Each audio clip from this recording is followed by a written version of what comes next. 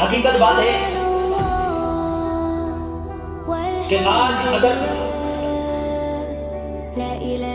کوئی آدمی کسی بادشاہ، وزیر،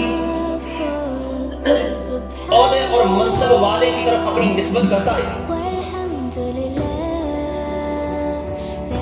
فلاں بادشاہ کا میں بڑا خاص ہوں، فلاں منسٹر کے میرے ساتھ بڑے تعلقات ہیں، تو آج اس میں فخر کیا جاتا ہے، لوگوں کے سامنے بیان کیا جاتا ہے، لیکن یہ نسبتیں عارضی ہیں،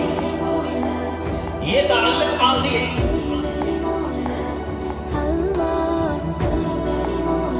اور اصل نسبت یہ ہے